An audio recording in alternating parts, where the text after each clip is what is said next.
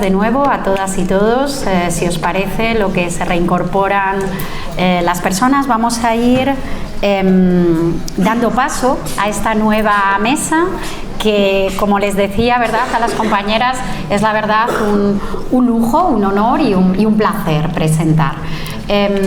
La moderación por parte de la Subdirección General de Museos Estatales, a la que represento, va a consistir básicamente en ir dando paso a cada uno de los ponentes, a quienes agradezco, por supuesto, su presencia y sus aportaciones, tanto a quienes están en presencial como al director de la Calouste Gulbenkian, que nos acompaña en remoto, en virtual.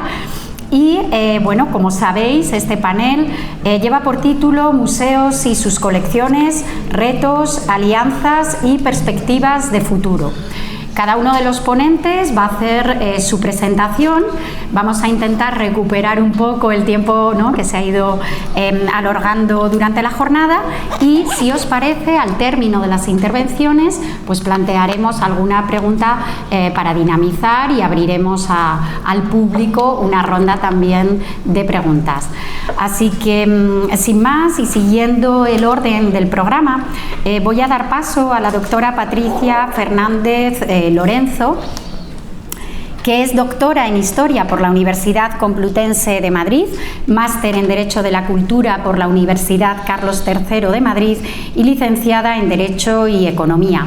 Y trabaja como asesora legal en Derecho del Arte y Patrimonio Cultural del despacho de Ramón y Cajal Abogados, a quienes agradezco además el mecenazgo y la generosidad con la que han colaborado no solo en las ponencias, sino en la celebración misma de esta mesa. Patricia Fernández es escritora e investigadora académica en Historia del Coleccionismo y el Mecenazgo y en Hispanismo.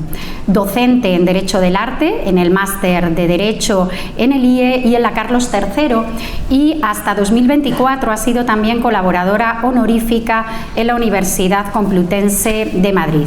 Previamente fue directora asociada de Belzuz Abogados en Lisboa y dentro de la Administración Pública fue directora general de Asuntos Europeos de la Diputación Foral de Vizcaya. Agradecemos sinceramente y profundamente a Patricia su participación, y nos va a compartir una ponencia bajo el título Arte en Tránsito, del Salón al Museo, de lo privado a lo público. Muchas gracias, Patricia. Hola, muchas gracias. A ver, ahora, ¿no? Buenos días, muchas gracias, Mercedes, por la presentación. Muchas gracias por la organización de estas jornadas a la Universidad Complutense, acá, y a todos los colaboradores que año tras año nos premiáis. Yo creo que a todos aquellos que estamos interesados y adoramos el arte y el coleccionismo con la organización de estas jornadas. Este año, desde Ramón y Cajal Abogados, hemos querido patrocinar por segundo año consecutivo una mesa, no solo porque, bueno, por nuestro trabajo, en concreto el Departamento de Arte y Patrimonio Cultural nos dedicamos exclusivamente a trabajar los aspectos legales ligados al coleccionismo de arte, sino también porque lo vemos como un compromiso con todo este ámbito, ¿no?, que en ciertos modos es tan desconocido y a su vez tan estimulante. Voy a empezar con una conferencia en la que quería plantear una especie de ese tránsito, ¿no?, como bien decía Mercedes, de lo privado a lo público para llegar a lo que es el museo, y sobre todo terminar con unos comentarios sobre ese corpus legal que durante las últimas décadas se ha ido construyendo y del que nosotros nos nutrimos cuando planteamos o asesoramos a las colecciones cómo hacer ese traslado, ese paso a lo público. Creo que es con este, ¿verdad?, para pasar las imágenes.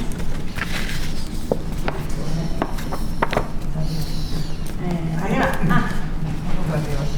Ahora. Creo que lo había dado varias veces ya. Bueno, pues que como hemos visto esta mañana, a primera hora, como seguiremos, hubo un tiempo en que el arte vivía en las casas, los cuadros presidían los salones, los comedores de muchas residencias, y todos ellos eran, bueno, pues, testigos, ¿no?, silenciosos de una vida doméstica que se creaba en torno a estas colecciones incipientes que se iban creando. Pero en ese tránsito de finales del siglo XIX al siglo XX, se produce un movimiento en el que el coleccionista va dando paso al museo. Hoy hemos hablado también de esa idea, ¿no?, del propio coleccionista como arquitecto de su museo. Pues bien, durante años el coleccionista era quien dirigía su propio museo y su casa, era ese escenario en el que representaba la historia del arte, pero desde un propio gusto personal. Con el paso de las décadas, ese paso del espacio privado al espacio público, no solo en entidad pública, sino me refiero también a espacios privados o fundaciones privadas, pero que tienen una proyección pública o están abiertos al público, ha permitido que esas mismas colecciones se vayan reinterpretando, se vayan contextualizando y se vayan ordenando de manera diferente a como la configuró su propio coleccionista. He traído un par de frases para plantear el corpus, ¿no?, lo básico de lo que quería comentar hoy.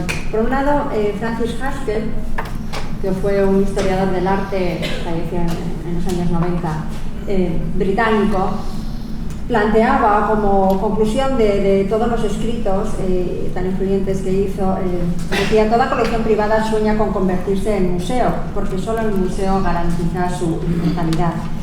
Con esta afirmación, en cierto modo, Haskell está planteando algo tanto paradójico, ¿no? Como una colección privada que nace de un gusto muy personal, de la curiosidad o de la ambición de una persona, al final aspira en última instancia a trascender esa individualidad y convertir esa memoria privada en algo mucho más colectivo, ¿no? Hay otra frase que, por contraste, pero que va en la misma línea, también quería utilizar, que en este caso es de un historiador del arte francés que estuvo durante muchos años ligado como conservador del Museo del Louvre, Germain Bazin, que decía: el museo es la tumba del coleccionista, pero también su resurrección. En este caso, cuando dice tumba, realmente lo que está planteando es cómo pierde esa dimensión personal una colección cuando pasa a un museo, pero a su parte resurge o se produce una resurrección porque la colección adquiere una nueva vida en un contexto diferente, en un inmueble diferente y rodeado de otras obras de arte diferentes, ¿no? Al final, ese museo, esa convertir una colección privada en un museo, lo que permite es perpetuar esa colección que se inició. Por lo tanto, vamos a estar siempre, o yo creo que el debate cuando hablamos de coleccionismo, en esa ambivalencia, ¿no?, entre la pérdida de algo personal y la permanencia de algo mucho más global. En España hay numerosos ejemplos, ¿no?, de cómo estos coleccionistas fueron siendo los arquitectos de su propio museo, y aquí yo creo que tras la referencia fantástica que ha hecho nuestro arquitecto Juan Herreros, pues yo creo que hay poco más que decir, pero sí plantear que a finales del XIX, que podemos decir que es el siglo de oro del coleccionismo, o esa edad de oro, ¿no?, del coleccionismo europeo, continental, los nuevos coleccionistas empezaron a construir sus palacios o sus casas de campo, porque al final estaban diseñados no solo para habitar, sino también para mostrar. En Madrid tenemos ejemplos como el propio Museo Cerralbo, el Marqués de Cerralbo. Hoy en día, cuando vamos a este museo, que muchos de ustedes habrán ido gracias a las visitas que organiza la propia Universidad IACA, lo que podemos ver es cómo se mantiene esa estructura de la casa casi como una biografía de la propia personalidad, desde el cosmopolitismo, los intereses, el conocimiento o ese espíritu, ¿no?, que planteaba el coleccionista, queda reflejado en esas casas, de forma que no dejan de mostrar el espíritu de un hombre culto que vivió una época determinada. Algo similar pasa con el Museo de Lázaro Gandiano. Yo diría que él llevó un poco ese ideario un tanto más lejos, ¿no?, porque en su residencia en el Parque Florido, en lo que es hoy el museo, donde se reúnen obras de Lucas Cranach, Memling, Goya, obras de Rivera. Lo decisivo no era tanto la cantidad de obras, sino la intención con la que creaba esa colección. Y la intención no era más que una forma de narración del gusto, un gusto estético que se había ido cultivando a través de numerosos viajes, numerosas lecturas, y haciendo algo que quizá el resto de las personas a su alrededor no tenían oportunidad de hacer, es decir, crear un conocimiento que tuviese un carácter pedagógico y que posteriormente quedase reflejado de alguna forma pública para educación. Cuando en 1947 dona toda su colección al Estado, lo que plantea es que su colección no tiene más que una intención de producir una lectura de la historia en imágenes. Hay otro ejemplo como la Condesa, hay muchísimos, he traído 4 solo a efectos un ejemplo de algunos de ellos. La Condesa de Grija, por ejemplo,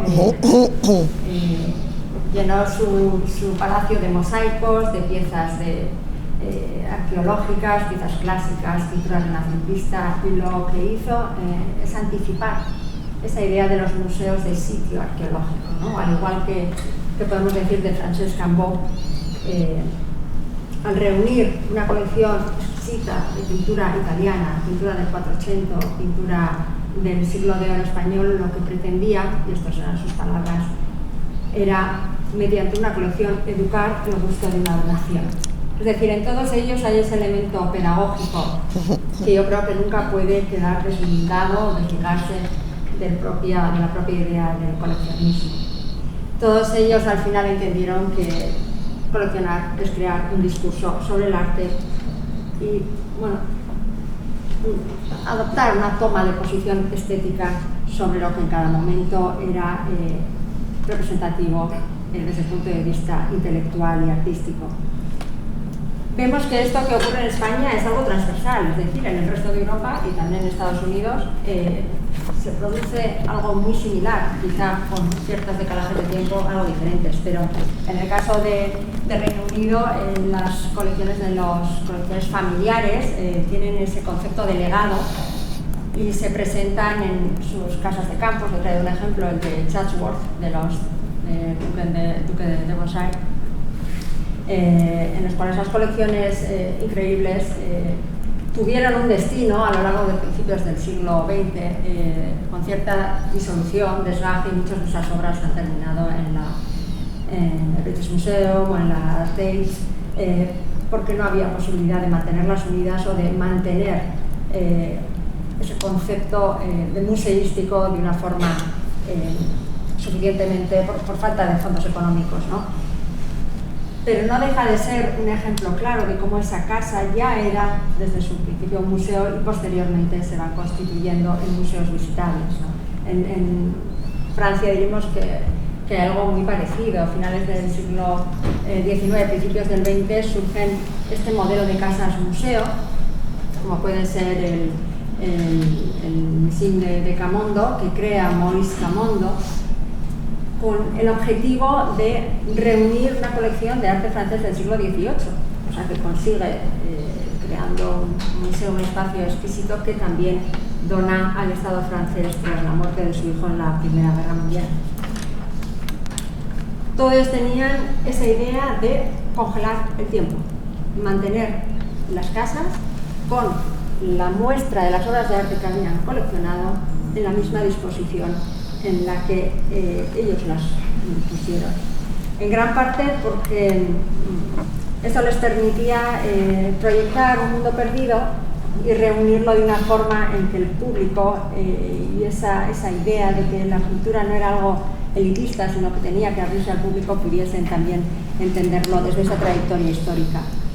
Pasa algo similar en Estados Unidos. Antes hemos tenido la oportunidad de escuchar a Guillaume King con una estupenda presentación sobre la Hispanic Society. Efectivamente, en Estados Unidos, en la llamada etapa dorada del coleccionismo, se comenzó a coleccionar con una idea diferente. En primer lugar, normalmente ellos no heredaban castillos, los construyeron sus mansiones para albergar colecciones nuevas. Unas colecciones que lo que pretendían es ayudar a su coleccionista, a su titular, en un ascenso social, en una forma de legitimación ante la sociedad.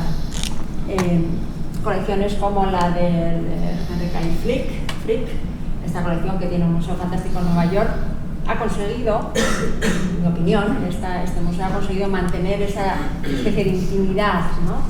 Esa intimidad doméstica que tenía el propio coleccionista cuando se rodeaba en su biblioteca de obras, como vemos ahí, un Velázquez, acompañado de Goyas y de obras de primera categoría, ¿no? Desde 1919 está abierta al público. En Estados Unidos de una forma diferente, es decir, no son donaciones públicas, pero una vez que se abren al público lo que consiguen es el mismo efecto.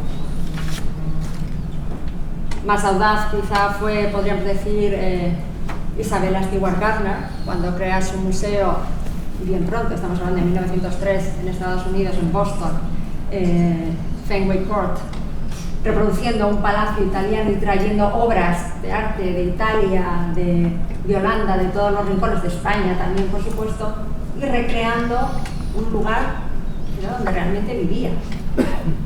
Cuando ella fallece, lo que deja establecido es que ese museo, que hoy día es un museo, mantenga la misma disposición de las obras de arte, avanzando en algo que quizás desde el punto de vista museológico va en la línea de la museografía emocional, es decir, recrear algo que generaba emociones en el coleccionista y que se pretende compartir.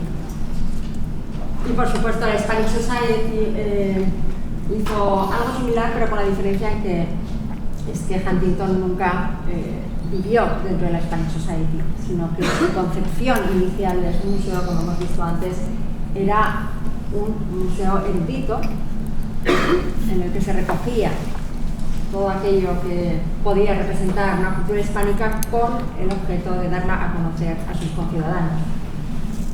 De esta le llamo transferencias porque estas transferencias de lo que pasa en Estados Unidos a España son evidentes en algunos casos muy concretos, ¿no? En el caso de Huntington Sorolla es evidente, el Museo Sorolla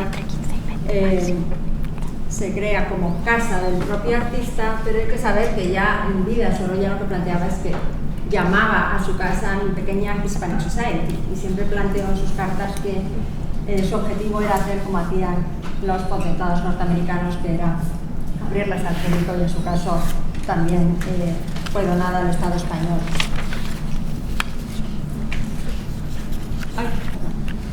Y como último ejemplo, por terminar este círculo, el Instituto Valencia de Don Juan, otro organismo, otra institución que nació con Guillermo de Osma y que también tenía esa vocación de museo, pero que fue un lugar habitable y habitado durante su vida.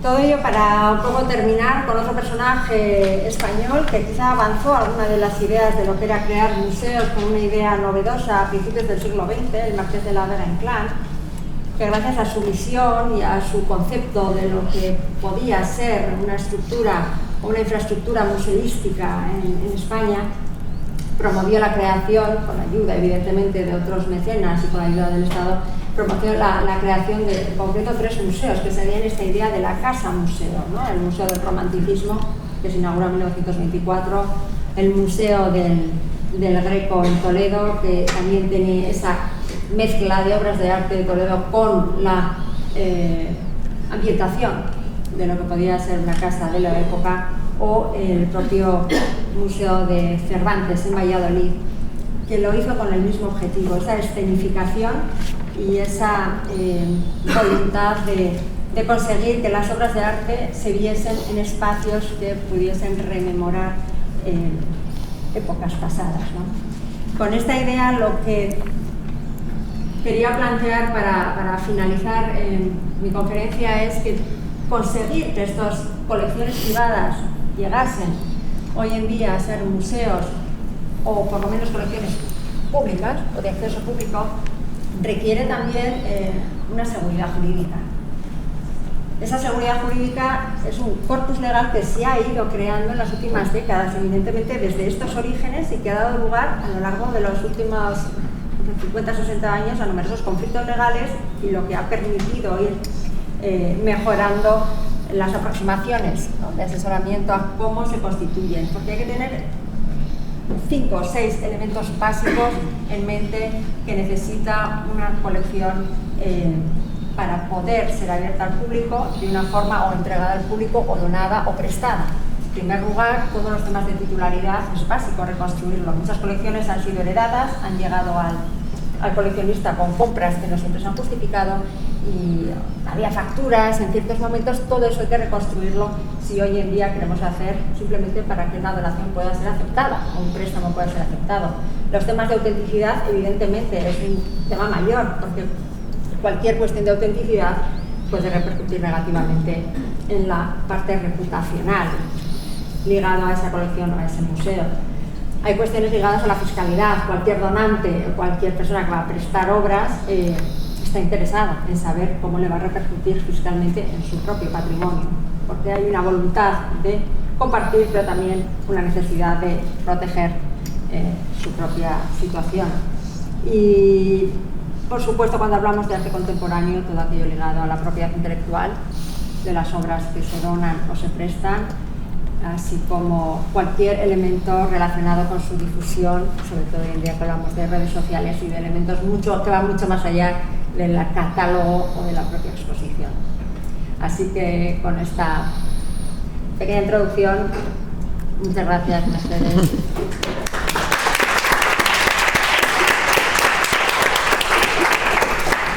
Pues muchísimas gracias, Patricia, por este recorrido, la verdad, magnífico, por explicarnos este tránsito de algunas colecciones privadas a museos públicos, de manera, yo creo, magistral, por los ejemplos que encontrabas y que simbolizan también lo que implican esos trasvases, y también por poner el foco en las cuestiones jurídicas, que ahí confieso que por mi vertiente también de formación en Derecho, creo que hay que insistir más en todo ese soporte jurídico que afecta y que está detrás de prácticamente todas las cuestiones, no solo en la colección privada, sino por supuesto en las instituciones museísticas. Así que muchísimas gracias por la ponencia y por el trabajo que hacéis desde el despacho Ramón y Cajal.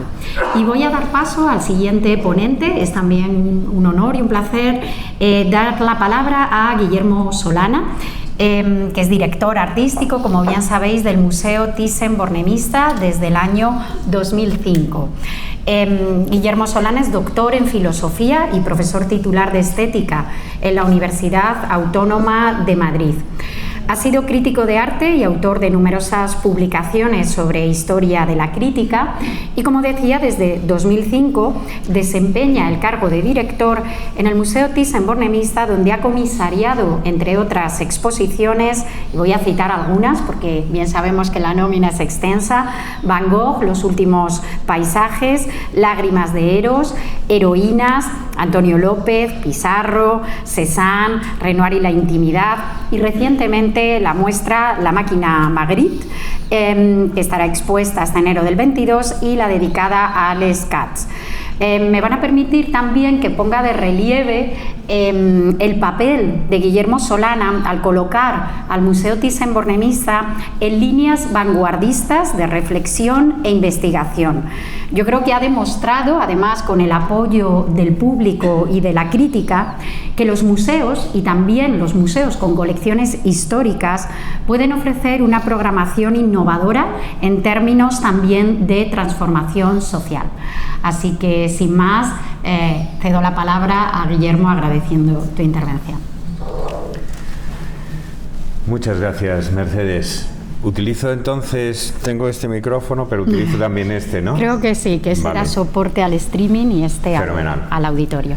Pues muchas gracias. Bueno, mi intervención va a estar completamente en la línea de la de Patricia.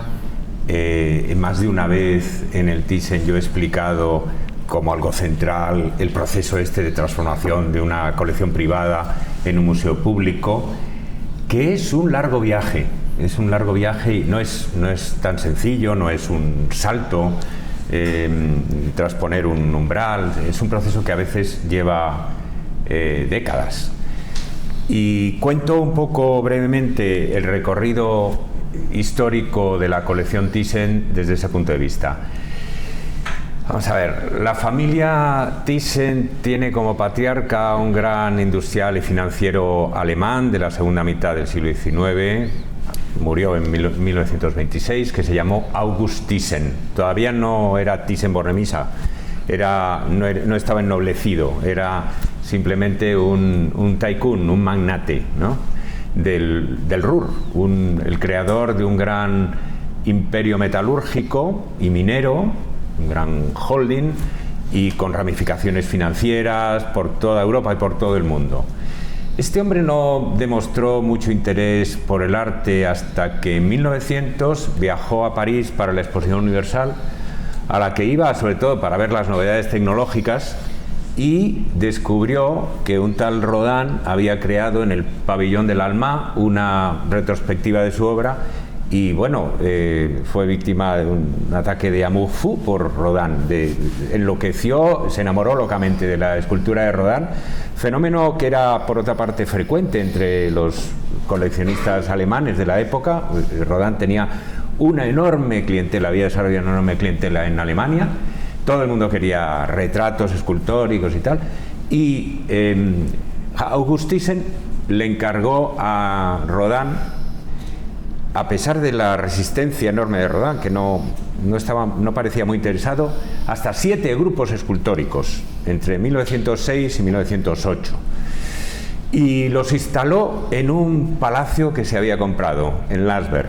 En 1903 se compra un palacio que no era de su familia ni nada, obviamente. Bueno, como parte de este proceso de ennoblecimiento, de dar una pátina histórica a lo que era una fortuna puramente industrial y financiera. Y bueno, pues ese es un poco el origen del coleccionismo de la familia, porque además 6 de los 7 grupos escultóricos están ahora en el Museo Thyssen de Madrid.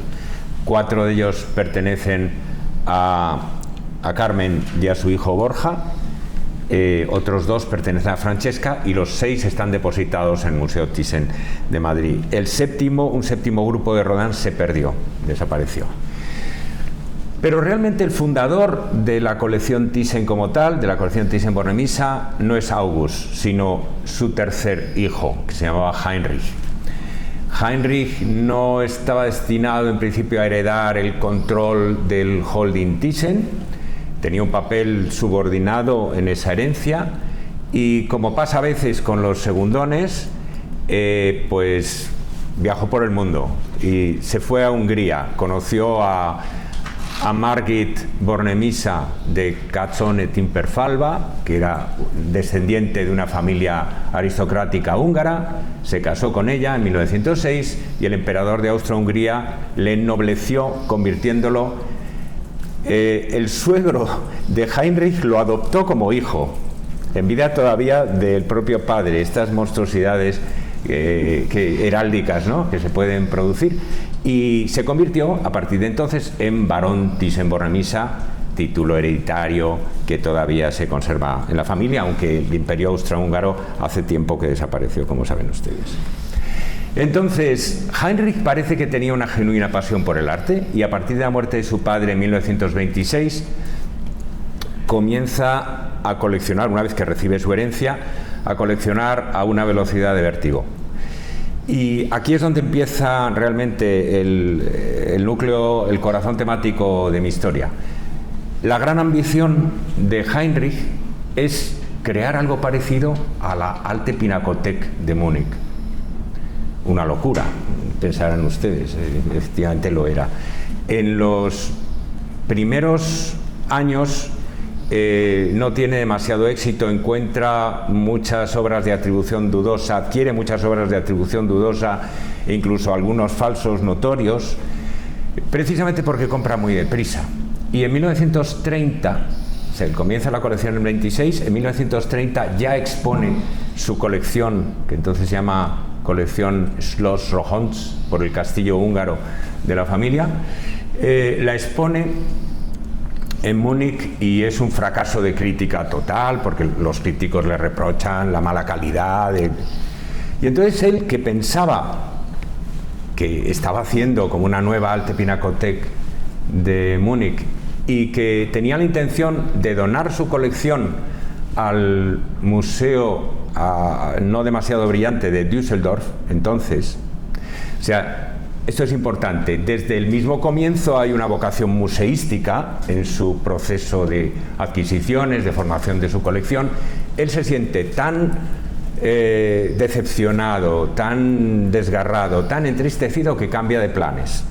Y en vez de aspirar a que su colección se convierta en parte de un museo público ya existente, decide crear su propio museo en otro sitio. Aquí es donde interviene un amigo suyo, el banquero Eduard von der Heydt, amigo personal y coleccionista de arte muy, no sé, muy ilustrado, muy perspicaz, que le recomienda que, por razones fiscales fundamentalmente, se vaya a Suiza.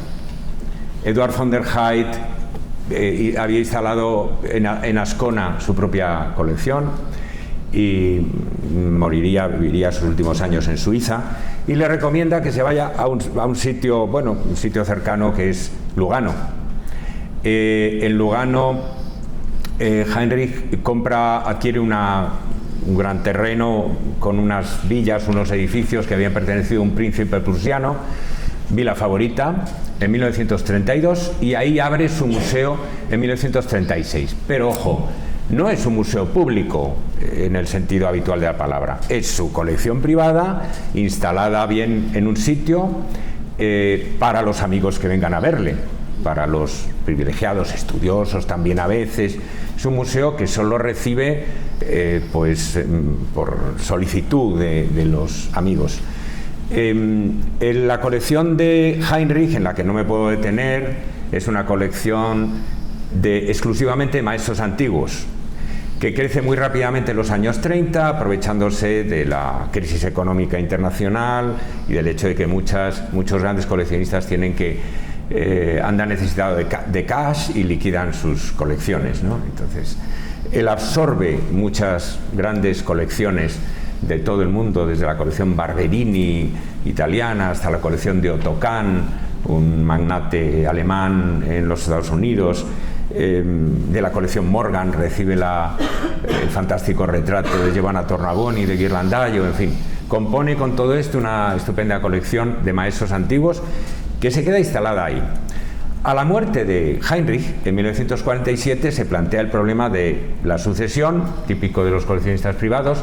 La colección se divide entre sus herederos, pero la mayor parte de ella le corresponde al más joven de sus hijos, Hans Heinrich Thyssen-Bornemisza, al que nosotros conocemos como Heini, el que ha participado en la creación del Museo Thyssen de Madrid, el que se casó con Tita, aquel cuya quinta y última esposa fue nuestra querida Tita. Entonces, este heredero se ve obligado a abrir el museo al público por razones fiscales, porque el gobierno de la Confederación Helvética le impondría el impuesto sobre el patrimonio si no compartiera con el público sus tesoros. Entonces, por esas razones lo abre, bueno, con un horario limitado y tal, pero ahí es donde de verdad empieza la transformación de la colección Thyssen en un museo público de verdad, ¿no? Y bueno, pues el museo seguirá ahí en Suiza durante décadas. Heini Thyssen se dedicará durante los años 50 a seguir los pasos de su padre, a coleccionar maestros antiguos, hasta que en 1961, por emulación, aquí se repite el papel que había tenido von der Heydt con su padre, por emulación de dos coleccionistas amigos suyos, que son nada menos que Stavros Niarchos y David Rockefeller, que le hablan de unas subastas de arte moderno fantásticas que hay en Stuttgart. El varón siente curiosidad, se siente intrigado por eso. Heini viaja a Stuttgart y se enamora del arte expresionista alemán. Y ahí comienza una nueva etapa en la que va a coleccionar también arte moderno. El arte moderno que colecciona expresionistas, cubistas, impresionistas, constructivistas rusos, de style, expresionistas abstractos, incluso arte pop, no lo va a instalar en Lugano, porque no hay sitio, entre otras cosas, sino en sus diferentes residencias privadas. O sea que eso va a permanecer como muy privado durante mucho tiempo, aunque él empieza a compartirlo con el público mediante la fórmula de las exposiciones temporales, que empieza a efectuar ligadas a su holding Thyssen, como un medio como de imagen de su holding en diferentes lugares de Alemania primero y luego por todo el mundo. El barón fue un muy activo organizador de exposiciones, por supuesto gratuitas, no se cobraba ningún fee, entonces un magnate como él no podía cobrar un fee, que llevó sus colecciones todo por Estados Unidos, por Extremo Oriente e incluso por territorio soviético, como saben, ¿no? Entonces fue un pionero del deshielo cultural con los países del bloque soviético. A mitad de los años 80, cuando Heini se casa, conoce a Tita en 1981, se casa con ella en el 85, su colección se encuentra en una encrucijada, porque no dispone de espacio para exponer toda su colección moderna en el museíto que tenía en Vila Favorita. Convoca un concurso internacional para ampliar el museo, pero su hijo, que es quien ahora controla el holding, le dice que no hay fondos para eso, que si quiere una ampliación del museo, que empiece a vender cuadros de la colección. Y entonces Heini y Tita conjuntamente deciden iniciar una especie de subasta internacional. A ver dónde nos llevamos esto. Hubo diferentes bidders, hubo diferentes concurrentes a esa, digamos, subasta, entre comillas, museos alemanes, el gobierno británico, la Fundación Getty, famosamente, se dice que la Fundación Getty le ofreció un cheque en blanco a Heini Thyssen a cambio de la colección, pero finalmente, claro, la colección Getty y la Fundación Getty lo que intentaba era disolver la colección Thyssen en su propia colección. Y a Thyssen le interesaba preservar la identidad y el nombre, esta ilusión de la supervivencia póstuma, ¿no? Y desde luego en esto pesó muchísimo Tita, naturalmente, sus relaciones con la familia real y con el propio gobierno de España en aquel momento, que era el gobierno de Felipe González, con Javier Solana como ministro de Cultura. Las cosas fueron muy deprisa en la segunda mitad de los 80 y finalmente en el 92 se inaugura el Museo Thyssen en Madrid, con la colección todavía en alquiler, no estaba todavía comprada, no lo sería, el contrato de compraventa no se firmaría hasta el año siguiente, hasta el 93. Lo que me importa de la identidad, de ese tránsito de la colección, os decía que el salto de una colección privada a un museo público no es cosa de pasar un umbral y de la noche a la mañana lo privado se convierte en público. Lo que me importa es señalar que al principio todo el esfuerzo del staff, del patronato del nuevo Museo Thyssen es preservar el carácter de colección privada. Todavía estamos luchando contra esa herencia. El edificio, tal como lo ha rehecho Moneo, pretende ser un palacio. Es un palacio que nunca ha existido, porque en realidad el Palacio de Villahermosa había sido totalmente desmantelado por la Banca López Quesada, vaciado completamente. Lo que pasa es que Moneo, que es un maestro de las recreaciones históricas, crea la ilusión de una especie de palacio museo moderno, y eso es perfecto para alojar una gran colección privada de alguien con un título nobiliario europeo, preservar ese carácter palaciego y esa identidad palaciega. En el museo no había espacio para las oficinas, no había espacio previsto para exposiciones temporales, no había nada. Era una gran casa para una gran colección privada, un gran palacio para una colección privada.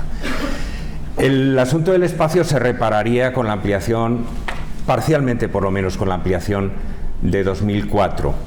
Pero nosotros hemos tenido que lidiar con ese legado algo distorsionado y tratar de completar la metamorfosis de lo que era una colección privada, pero que había sido adquirida por el Estado español. Esto todavía hay que explicárselo a la mayoría de la gente. La mayor parte del público sigue pensando que la colección del Museo Thyssen-Bornemisza es propiedad de la familia Thyssen. No lo es, es propiedad de la Fundación Colección Thyssen-Bornemisza, que está integrada en la Administración Central del Estado y depende del Ministerio de Cultura. Nuestro presidente es el ministro de Cultura o la ministra de Cultura de turno. Entonces hemos tenido que luchar contra ese legado, lo que no significa pelear con la familia, todo lo contrario, porque la familia ha cooperado gustosamente en la metamorfosis del museo.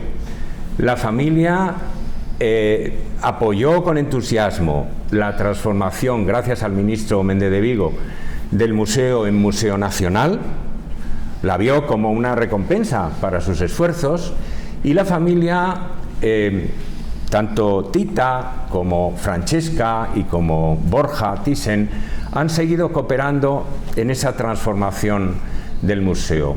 Para mí, y ya termino, el Museo Thyssen está empeñado, particularmente en la última década, en los últimos 7 años, en una gran transformación que pretende terminar de una vez por todas con esta imagen de bibelot, de objeto decorativo excelente, colocado ahí en el Paseo del Prado, y convertirlo en un testigo y en un agente de las grandes transformaciones culturales y sociales que vivimos. Para eso, nuestros aliados más importantes son los miembros de la familia Thyssen, que son coleccionistas activos, que son coleccionistas en activo. La baronesa ha hecho una gran aportación a las colecciones del museo, porque su colección privada sigue depositada en el museo con un acuerdo que se firmó con el gobierno hace 3 años, pero ahora mismo el testigo ha pasado a una nueva generación, o a un par de generaciones distintas, representadas por Francesca y por Borja, respectivamente. Y ellos nos ayudan en una doble transformación del museo, que es una transformación muy profunda y muy exigente. Por una parte, en la extensión del museo hacia lo contemporáneo. Todos los museos histórico-artísticos del mundo están comprometidos desde hace décadas en diferentes formas de inclusión de lo contemporáneo, del arte contemporáneo, en sus programas y en sus sedes, ¿no? Algunos incluso abriendo nuevas venues, nuevas sedes dedicadas exclusivamente al arte contemporáneo. El caso de Tate Modern es el más obvio, o Met Breuer en Nueva York, ¿no? Nosotros hemos encontrado la solución para esa demanda dentro de nuestra propia casa. El Museo Thyssen no puede adquirir nuevas obras de arte como tal museo, por el acuerdo original, pero sí puede recibir en depósito obras que coleccionen los miembros de la familia Thyssen. Y así lo estamos haciendo, trabajando con Francesca, con su fundación TVA 21, y organizando, además de los depósitos de sus colecciones, un programa de exposiciones que está muy activo y que cada año pues supone 2 o 3 muestras en el museo. Francesca representa un tipo de coleccionismo de arte contemporáneo muy comprometido con causas como las ecologías críticas, las migraciones, la justicia social, la globalización, y concentrado fundamentalmente en nuevos medios, en el medio audiovisual, en la performance, en la instalación, etc. Borja, por su parte, más recientemente ha comenzado también su actividad como coleccionista, muy activo, muy apasionado de arte moderno, pero concentrado en la pintura, en pintura contemporánea. De manera que eso nos permite tener como 2 patas distintas, 2 modos de acercarse al arte contemporáneo, que son muy distintos, pero son complementarios, ¿no? Y ambos, digamos, están apoyando esa gran transformación. Desde luego, en la en la vocación de que lo que comenzó siendo una colección privada para el disfrute de unos pocos se convierta en algo compartido con toda la sociedad española y global, y comprometido con las causas que afectan a toda nuestra sociedad. Muchas gracias.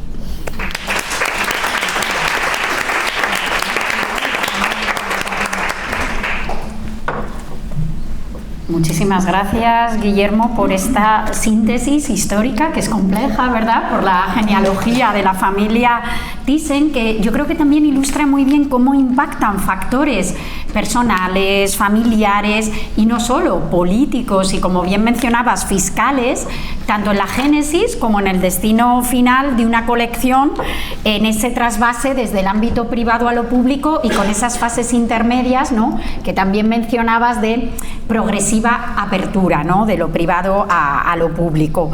Y nos quedamos también con esa idea de la tensión entre preservar la identidad que está en el origen de una colección privada y, bueno, en qué medida te diluyes y te abres a lo público, pero, bueno, manteniendo esa identidad con los relevos generacionales que mantienen vivo, en vuestro caso, la colección ya de un museo nacional, como bien explicaba Guillermo. Quizás podamos volver al término de las intervenciones a la cuestión que va apareciendo sobre el papel de la arquitectura, tanto en los espacios y ambientes originarios como en una nueva función y papel. Sin más, vamos a dar paso además a dos representantes. Tenemos el lujo de que nos acompañen en remoto el director de la Calouste Gulbenkian Museum de Lisboa, junto en presencial con la directora adjunta. En principio, daríamos paso en primer lugar a Antonio Filipe Pimentel. Si nos puedes escuchar, es director del Museo Calouste Gulbenkian desde 2021 y doctorado en Historia del Arte por la Universidad de Coimbra en 2003. Tras cursar sus estudios en la Universidad de Coimbra, donde obtuvo, como digo, ese doctorado en Historia del Arte, compaginó la docencia y las funciones académicas hasta 2009, año en que asumió el cargo de director del Museo Grao Vasco en Viseu. Al año siguiente pasó a ser director del Museo Nacional de Arte Antiguo de Lisboa y subdirector general de Patrimonio Cultural. También ha sido coordinador científico de la candidatura de la Universidad de Coimbra a la lista de Patrimonio Mundial de la UNESCO. Bien, entre las numerosas también distinciones y galardones, mencionar que es miembro académico nacional correspondiente de la Academia Nacional de Bellas Artes y de la Academia Naval, así como miembro de la Sociedad Científica de la Universidad Católica Portuguesa. Sin más, Antonio Filipe, te damos paso. Entiendo que tenéis la traducción también simultánea operativa. Adelante, por favor. ¿Me entendéis? ¿Me oís en la sala? Sí. ¿Entendéis? Sí. ¿Me pueden oír? Sí, te oímos bien, gracias. Bueno, es lo que pregunto, ¿se pueden oírme? Sí. ¿Nos oyes a nosotros? Porque aquí sí recibimos el sonido. Lo que pasa. Antonio, we can hear you. Yes, Okay. You can hear me? Yes, I can hear you, yes. Pero Jessica, you listen to me? Yes, I can hear you, Antonio. You can start. Everyone is eager to hear you. Ok. Está tudo bem? Está tudo aqui? Todos estão a sorrir. Não está a ver, mas todos estão aqui a sorrir para si. Ora bem, muy buenas tardes a todos. Eu perdón de estar en distancia, pero no he podido ir por cuestiones de salud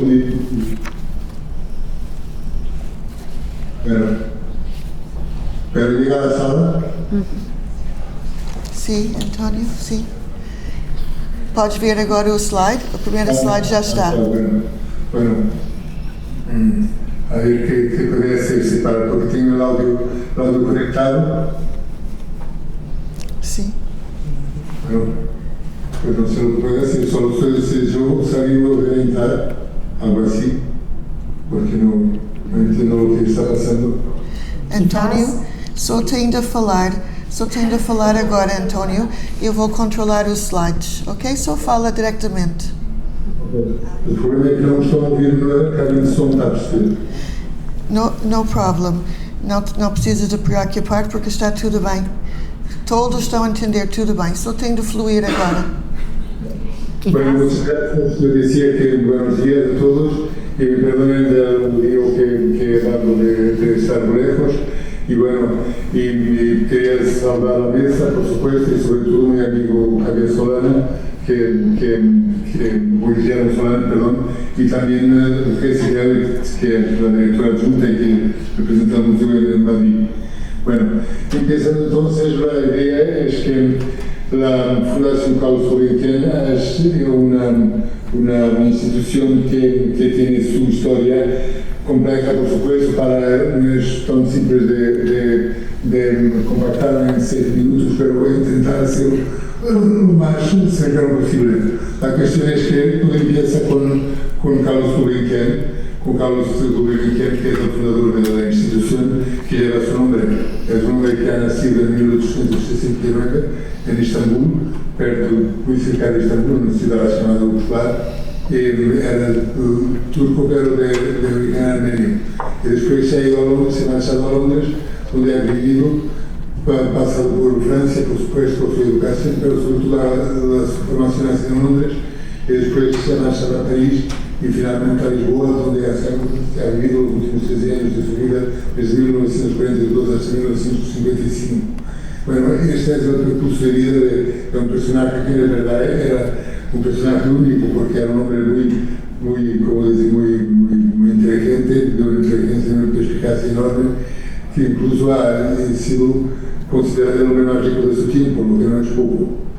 Y con eso ha empezado una colección, próximo slide, una colección de arte que era muy importante para él y que ha empezado sobre todo en los años 90 del siglo XIX. Pero para que esa colección estuviera en un bajo en el techo, que era su obsesión, ha adquirido en 1922 un hotel particular en la Rue de Nat en París. Esta es una residencia que pertenecía a un antiguo coleccionador, Charles Kahn, y que él ha remodelado y que era muy cerca del Etoile del Arco de Triunfo, por muy bien ubicado, etc. Y ahí ha hecho una gran remodelación y la ha convertido en el espíritu donde su colección debería estar.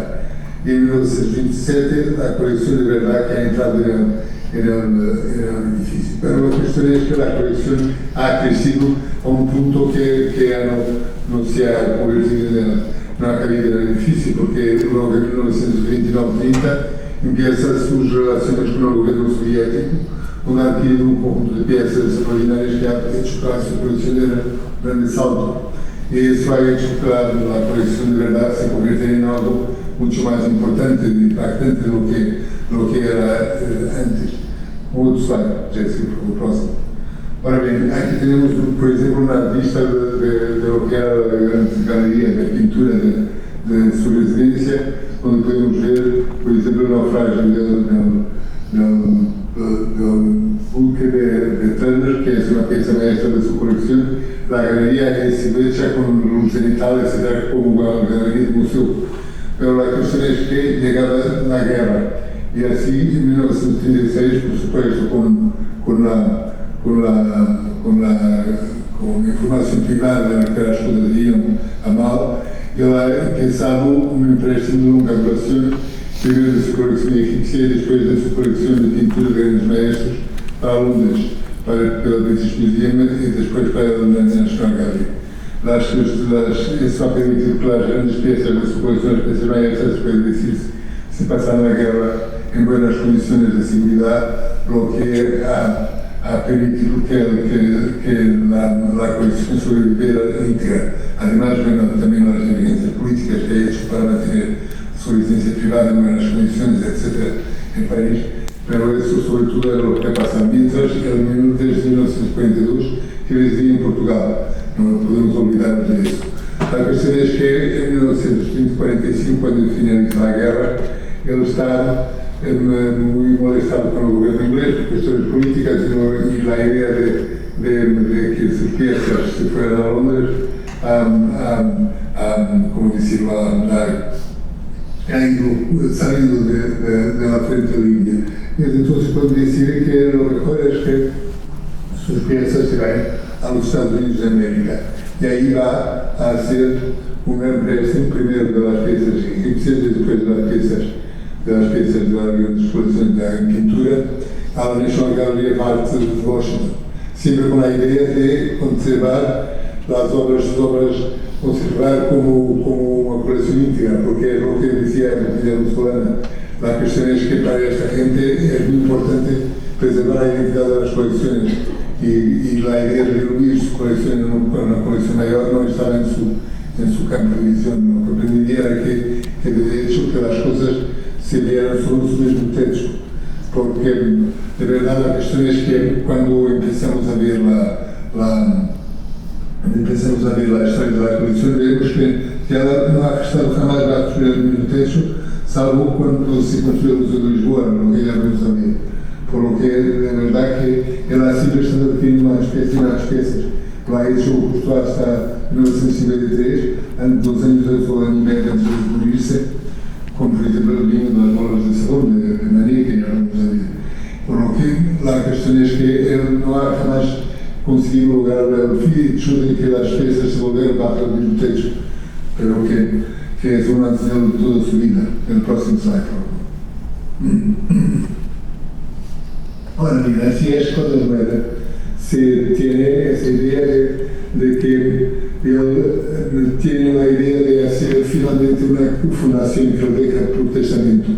Y la fundación se viene en Lisboa por cuestiones que tienen que ver con su amor por el país, con el reconocimiento, por supuesto, de los 16 años que había vivido aquí en paz, de sossego y tranquilidad, y también por los fiscales que son muy importantes. Por eso que, como decía Guillermo Solana, la cuestión de pasar do privado ao público no es tan fácil así. Pero él ha dejado en su justamente la cuestión de la fundación, de la creación de una fundación en Lisboa, con sede en Lisboa, pero de ámbito mundial, internacional, con 4 finalidades que eran saber la arte, ciencia, educación y beneficencia, que la fundación sigue manteniendo hasta hoy. En 1967 se empieza a construcción de un edificio con un proyecto obra de los arquitectos Alberto Pessoa, Pedro Cid y Luísa Torguía, una tría portuguesa, que sigue siendo hasta hoy los headquarters, el edificio principal de la Fundación de Lisboa, donde además estoy hablando hoy. Next, próximo slide, por favor. Bueno, la colección en el Museo Gulbenkian. La colección es una colección extraordinaria, como decía, es la mejor colección de arte hecha por alguien, por una sola persona en la primera mitad del siglo XX, porque es una colección de una amplitud extraordinaria. El museo tiene casi 6.500 piezas, de las que 1.000 aproximadamente están en las colecciones del museo. Y abarca Oriente y Occidente, tal como ocurrió con el propio Sr. Gulbenkian, que era un número que se entendiesen como un número oriental. Por lo que desde la antigüedad a las Mesopotamias, a Grecia, a Roma, al Oriente Islámico, todo eso hasta después de la Edad Media y de la Unión Occidental, Europea, y el Renacimiento, el Barroco, y el Rococó, y el Neoclásico, hasta los románticos, incluso hasta los impresionistas, la exposición de la colección muestra todo y con una amplia colección, por ejemplo, de joyas Lalique. Es la mejor colección particular de joyas Lalique. Y también, por supuesto, con Rodin, etc. La cuestión es que la amplitud de la colección hace que, de hecho, sea lo mejor que ha podido comprar siempre. De hecho, su leitmotiv was only the best, apenas lo mejor de ese día. Siempre en términos de origen, de estado de preservación y de información, por lo que las piezas tienen también una gran garantía de calidad y de certificado de origen, lo que hoy en día es muy importante, como decía Patricia Fernández en su ponencia. porque hoy en día la cuestión de la proveniencia de las piezas es muy importante también. Bueno, y ahora creo que voy a pasar al próximo slide, por favor. Sí, al próximo slide, que muestra un poco luego el museo en la ligación del interior con el exterior. El próximo. E agora passo à Jéssica Elitz, que vos vai falar dos desafios que se colocam à instituição. Thank you, Antonio. Well, we turn to English because I'm afraid that my languages are between English, Portuguese, and Arabic. So I think probably English is best. So I just wanted to say that the first part dealt with the first phrase of the title of this panel, which was to deal with museums and their collections. And this second part deals with challenges, alliances, and future perspectives. So let's look first then at the challenges. Well, what we have here is a collection of some 6,000 works of art, which is in a purpose-built building. It's considered to be the finest piece of the end of European brutalism. It's purpose-built for 1,000 masterpieces. So that in itself tells you something about the institution. It's neither a house museum reflecting the house that you saw earlier of Gulbenkian, nor is it a collector's museum, as it also does not reflect the way in which Gulbenkian himself organized these objects. Instead, it is a museum which is focused on geography and on chronology. It's divided, as Antonio explained, between Orient and Occident, something again which reflects the moment, which is the 1960s. Now, it's also an institution that was originally intended for the educated, for the cultivated people of Portugal in 1969. At that moment in time, 37% of the Portuguese population was considered to be schooled. Today, of course, it's well over 90%. Visitor numbers have quadrupled in number and diversified radically in terms of the type. The museum has become a very crowded place, noisy, and even the environmental conditions from overcrowding are affecting the works of art. So that's where we start. So how then do we adapt to change? Change in information and the kinds of information that people want to have. For example, at the beginning, there was just a single quote about Gulbenkian, nothing about him as a collector. People are asking for that. Who is this man? Why did he do this? Did he really collect all of this? Can one man have all of these, or one person have all of these interests? Concepts.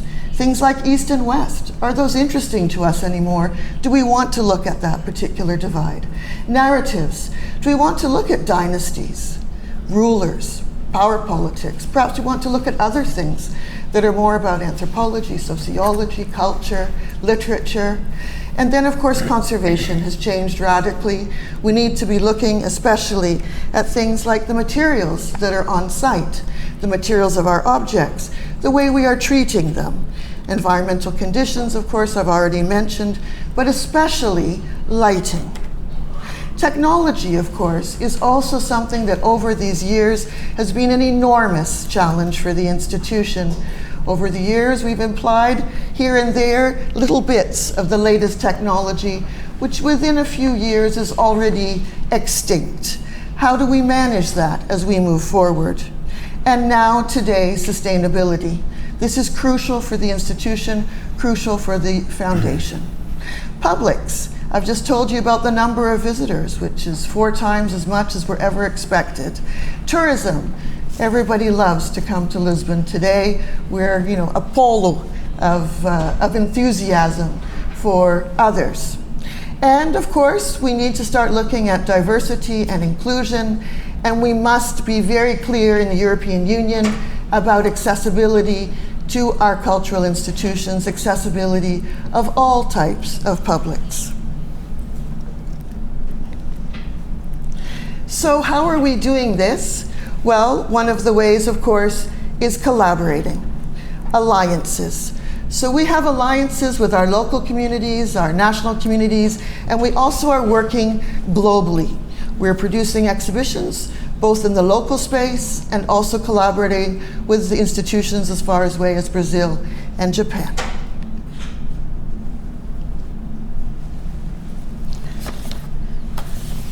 In our neighborhood, which I showed you earlier, we are working with seniors, the university, which is just across the street, and with the Central Mosque, which sits to the west of the building. And a little further away with schools, hospitals, especially for children, the Portugal Association for Dementia. And throughout the country, in collaboration with the National Library Network, we are reaching 3,000 children a year through our in-school and online programming. Altogether, we reach 35,000 people a year in Portugal. We are closely allied, both nationally and internationally, with universities, especially in scientific research, which is one of our strong points.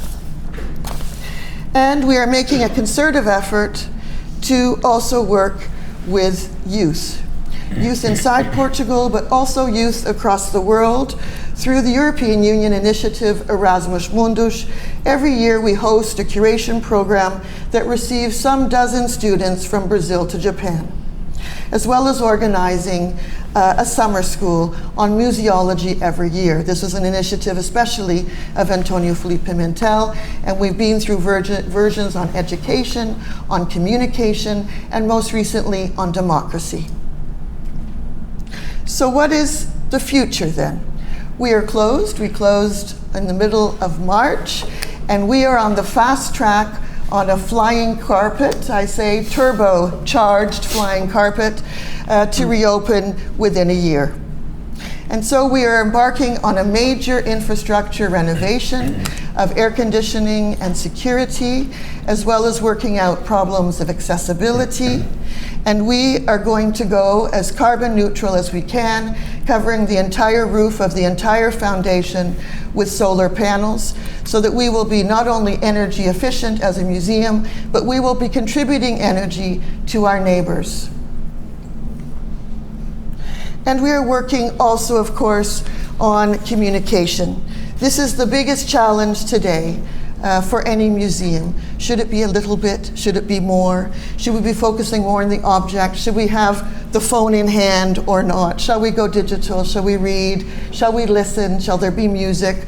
All these kinds of things are also the challenges that we are looking at today. We are, while we are closed, looking at other subjects to refresh our perspective. We're going outside of the museum to the garden that is literally right beside us. And on Tuesday, Antonio Felipe will launch the book that you can see that arrived in his office yesterday. Was one of the good things, Antonio, about you staying in Lisbon is you got to have the book firsthand, the first person to touch it.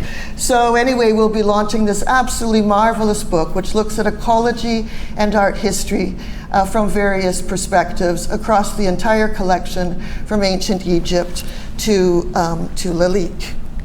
And in March, we're looking at we'll be opening an exhibition on art and fashion, in which we'll be following the trail of the museum and bringing fashion into play.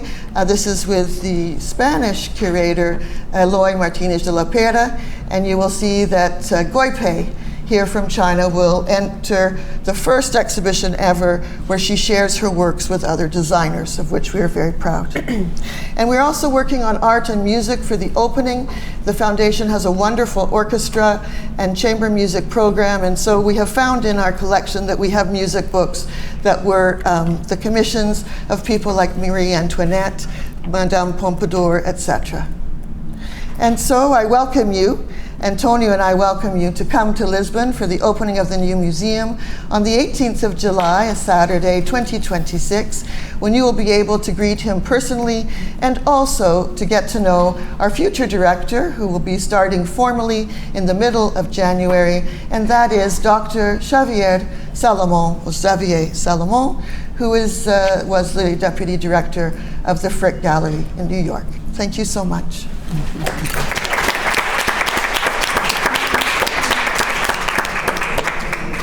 Muchísimas gracias, Antonio, Felipe y Jessica, por esta intervención en tándem, que yo creo que como director y subdirectora del Museo Calouste Gulbenkian, que sin duda es un referente como institución museística, nos ha permitido viajar desde el origen mismo, con esa preocupación tan humana de su fundador, ¿verdad? Tomábamos nota de esa cita de cómo las obras de arte eran sus amigas de toda la vida, y su preocupación, decía, era una inquietud por su futuro, que es un sentimiento muy natural, y yo creo que efectivamente es algo común a muchos de los fundadores de estas colecciones.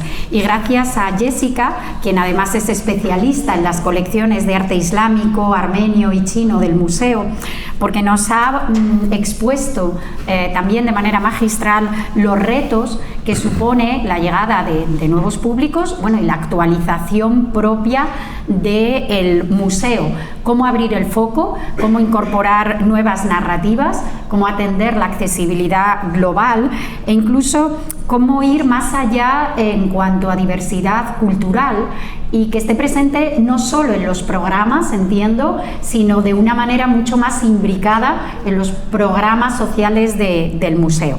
Así que, bueno, estamos deseando incluso tener acceso a esa edición de la publicación de Natura Mirabilis, por la que os felicitamos también, y, bueno, deseando que completéis ese proceso de renovación arquitectónica y de las instalaciones que os permitirá, pues, seguir atendiendo las demandas del público.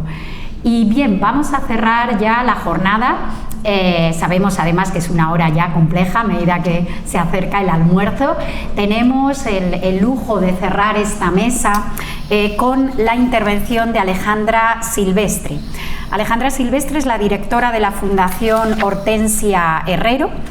Estudió en Valencia, donde obtuvo la doble licenciatura en Derecho y Administración y Dirección de Empresas, y posteriormente completó su formación académica en, no sé si se oye, disculpad con este doble micro y ahora tengo la sensación de... ¿me oís, verdad? Completó su formación académica en la Escuela de Empresarios realizando el MBA Junior. Tras finalizar ese máster, se incorpora como abogada al proyecto Legado de Juan Roig y Hortensia Herrero, y en 2019, no sé si hay un problema con el audio. ¿Sí? ¿O es que se acopla el doble? ¿No? Es un problema de este micrófono. Ah, vale, muchas gracias. A ver si ahora va a lo mejor. Si no, A ver, ahora. Técnico.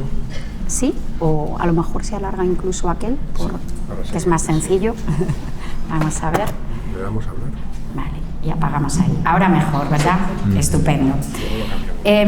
Como decía, se incorpora en 2019 al equipo de la Fundación Hortensia Herrero para dirigir el arranque del proyecto de Centro de Arte Hortensia Herrero, uno de los proyectos culturales más ambiciosos del territorio nacional.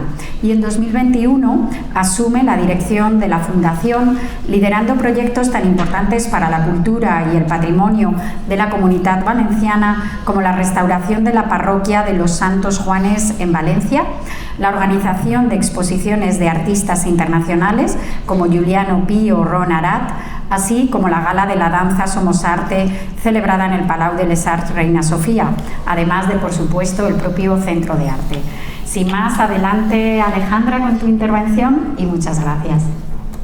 Un poco yo vengo a dar un punto de vista diferente al que han tratado. Sí que tenemos cosas en común, ¿no? Porque es verdad que en nuestro caso los mecenas a los que represento continúan en activo, ¿no? Hemos visto pues ya pues, coleccionistas o mecenas que han pasado el testigo a las siguientes generaciones, y es un poco proyectos finalizados, ¿no? En mi caso se encuentran vivos. Y me gustaría empezar mi intervención haciendo un poco de foco de perspectiva a el proyecto, ¿vale? No quiero. ¿Sí? Ah, vale, fenomenal. Un poco el proyecto Legado, vale, de Juan Roig y Hortensia Herrero. Para los que no conozcáis a Juan Roig y Hortensia Herrero, son los principales accionistas de Mercadona, ¿vale? Y ellos además de un amor por el territorio valenciano, también tienen esa inquietud por compartir y devolver a la sociedad parte de lo que han recibido. ¿Y cómo lo hacen? Bueno, pues lo hacen a través de distintas iniciativas con esos beneficios y esos dividendos que obtienen de la empresa.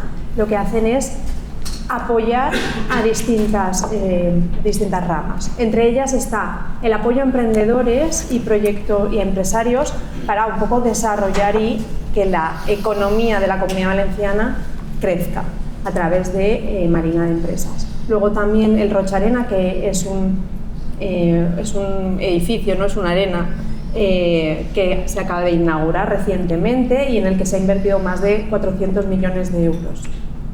Luego, por otro lado, también tenemos una pata de mecenazgo deportivo en la que tenemos carreras tan importantes como la Maratón de Valencia, que si alguno es corredor sabrá que compite con las majors de todo el mundo, o también financia el Valencia Basket, ¿no? Y en la parte cultural, que es la que voy a detener, ¿vale?, está Hortensia Herrero con su fundación, en la que nos dedicamos principalmente a ese apoyo de la cultura. ¿Vale? Pero creo que era importante contextualizar, y ahora con un vídeo veremos todo lo que han hecho durante el año pasado. No hay sonido.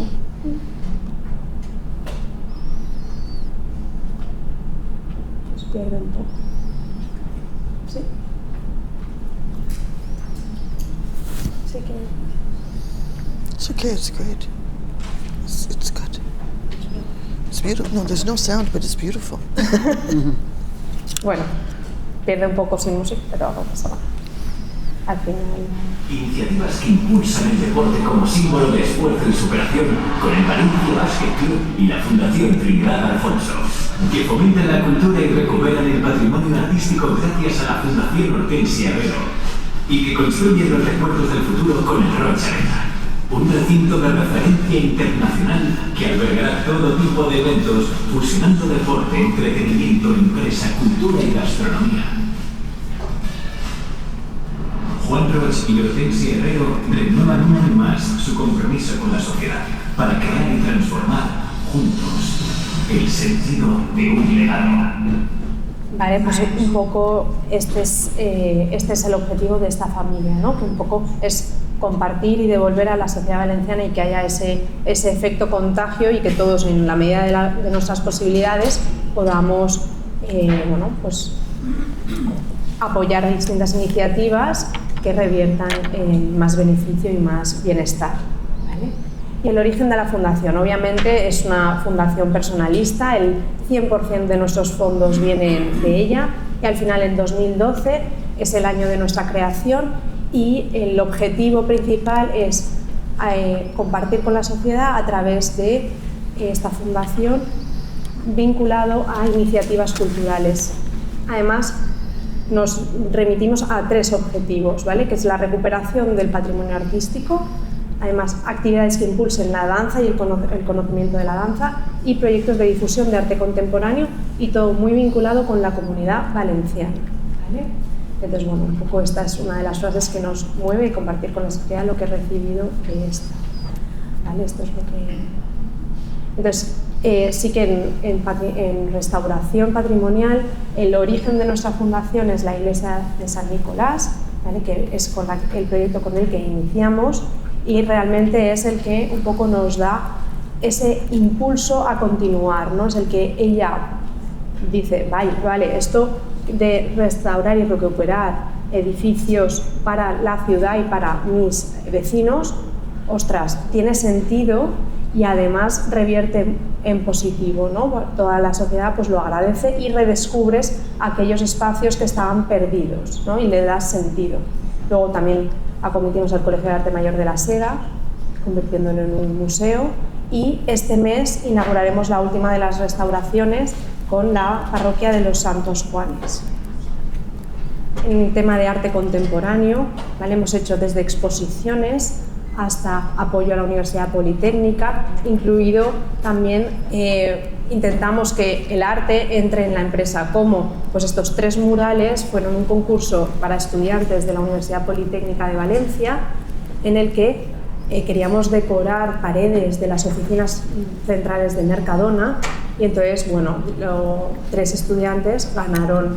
Al principio era 1 y pues al final, como las iniciativas, o sea, las propuestas fueron tan buenas, pues es lo bueno de tener a la presidenta tan enganchada con el proyecto que se viene arriba y al final fueron 3 paredes las que decoramos, ¿no?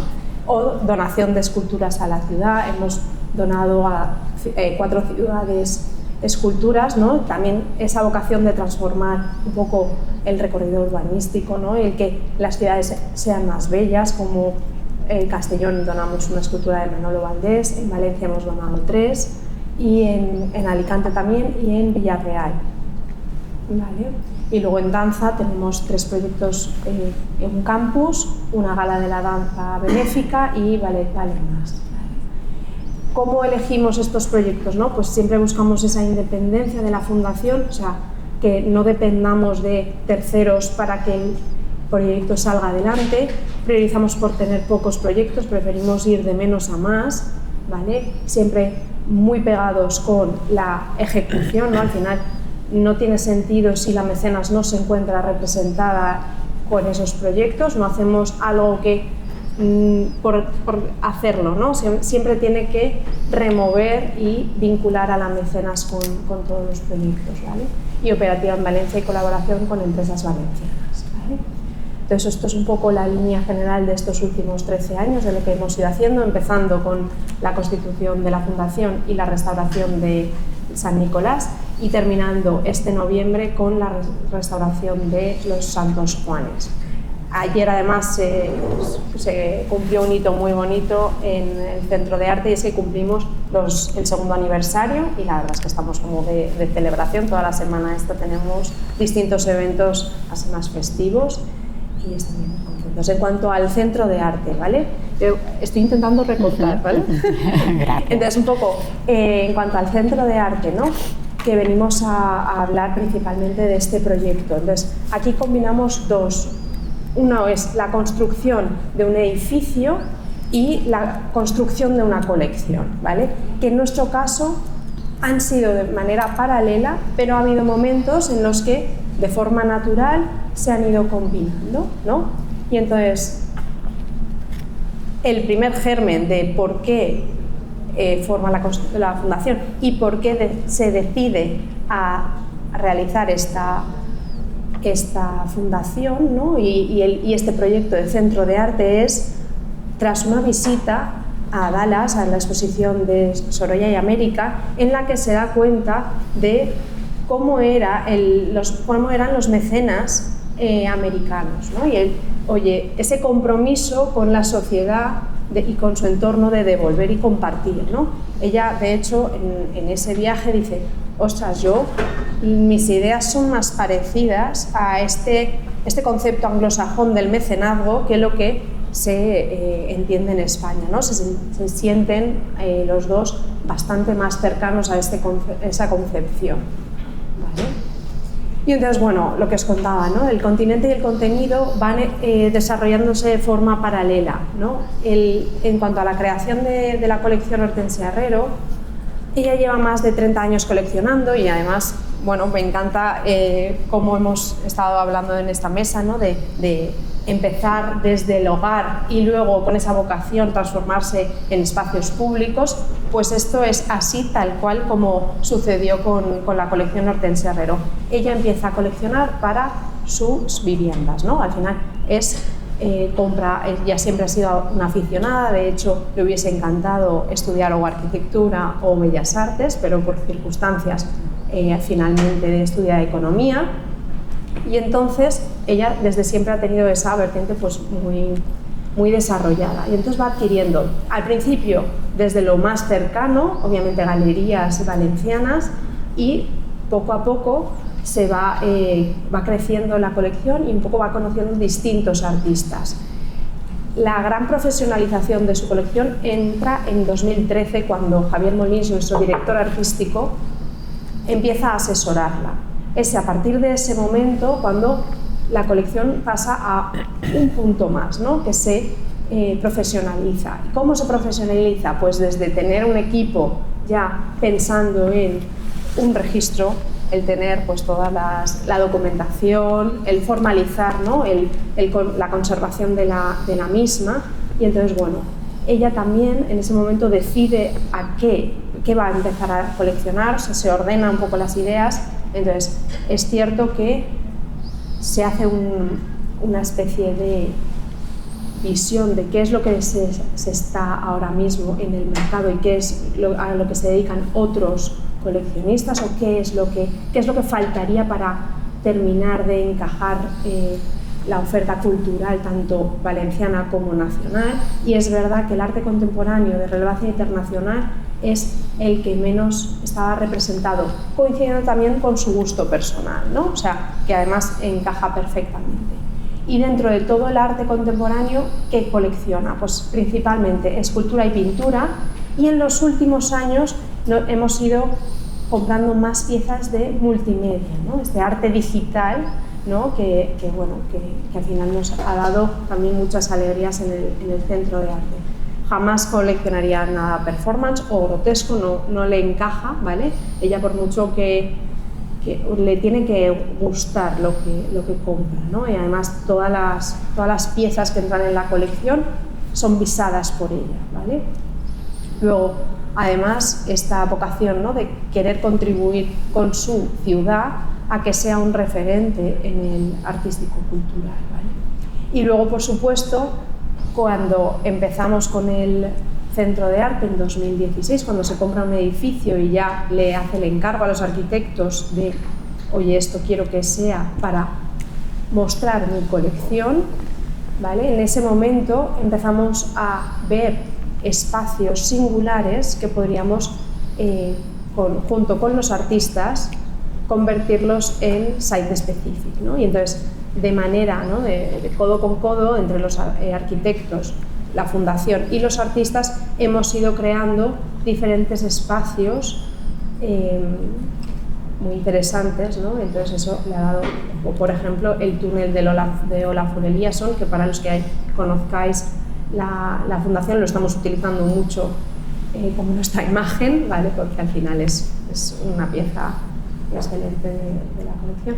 O Jaume Plensa, que hizo esta pieza de Tempesta para el Centro de Arte. O Cristina Iglesias, que nos ayudó a pasar de un edificio a otro de una manera muy natural, ¿vale? En cuanto al edificio, ¿no?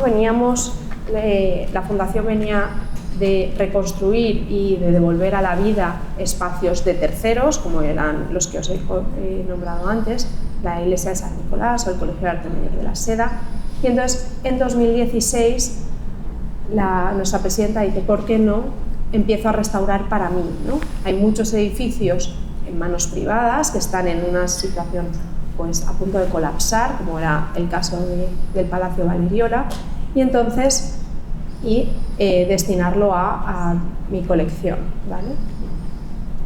Y entonces, bueno, se elige entre todos los palacios que se visitaron por una serie de cuestiones, por la ubicación, por el estado de conservación, también por la carga histórica del propio edificio, ¿vale? Se elige porque entendemos que es el que mejor va a recoger los valores de la fundación. Entonces, nos encontramos con más de 3.500 metros cuadrados, 17 salas, y el estudio que nos ayudó a darle una vuelta a todo el edificio fue el estudio de arquitectos R, ¿vale? Estuvimos durante más de 5 años construyéndolo porque realmente nos encontramos como metidos en la ciudad. Tenemos vecinos por todos los lados, con lo cual se han tenido que hacer prácticamente todos los trabajos de manera muy manual y con mucho cariño y mucho mimo.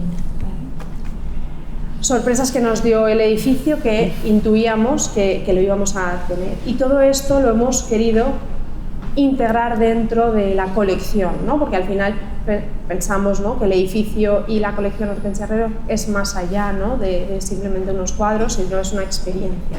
Entonces, los muros del Circo Romano los encontramos en nuestra parcela y forman parte de una de las salas expositivas. O tenemos calles de la antigua judería de Valencia que se quedaron encerradas dentro del edificio, con lo cual las las hemos también puesto en valor. ¿Vale? Luego, por supuesto, nuestro vecino, que es San Juan del Hospital, que es una de las iglesias más antiguas de Valencia y de las más bonitas, pues también nos da muchas alegrías, pero también a la hora de la obra hemos tenido que tener esas precauciones de no afectarlo. ¿Vale? Por ejemplo, como nos encontramos el edificio, el antes y el después, ¿vale? Todo esto es sin incorporar obras de arte, ¿vale? Estaba a punto de venirse abajo. El patio, la sala noble y la andana son espacios singulares, ¿no? Pero que estaban en muy mal estado de conservación. Y ahora tengo otro vídeo.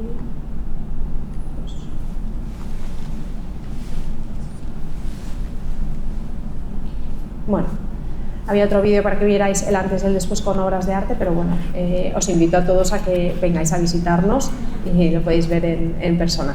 Y un poco el balance de estos 2 últimos años es que hemos tenido más de 400.000 visitantes y hemos ido variando, ¿no? Al principio nos visitaban mucho más locales y ahora, obviamente, por la ubicación en la que estamos, ¿no? Que si Lisboa es una ciudad muy visitada por turistas, Valencia también, y cada vez más es la gran desconocida. Y entonces, bueno, pues vamos consolidándonos como un espacio al que visitar por parte de los viajeros internacionales. Y un poco como retos para el 2026 es una exposición que anunciamos ayer justo, y es que en 2026 vendrá Ansel Kiefer y es nuestra primera exposición temporal. Y por supuesto os invito a todos a que vengáis a visitarnos.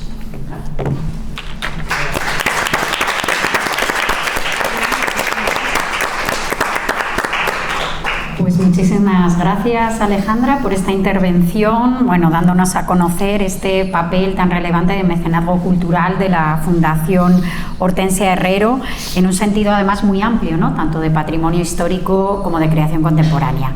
Y bien, sin más, no me resisto, ya que, bueno, sobre todo quienes nos han acompañado presencialmente, habéis llegado hasta esta hora, y aunque estemos ya un poquito por encima del tiempo, abrir por si hubiera alguna pregunta, cuestión entre el público que queráis dirigir a los ponentes.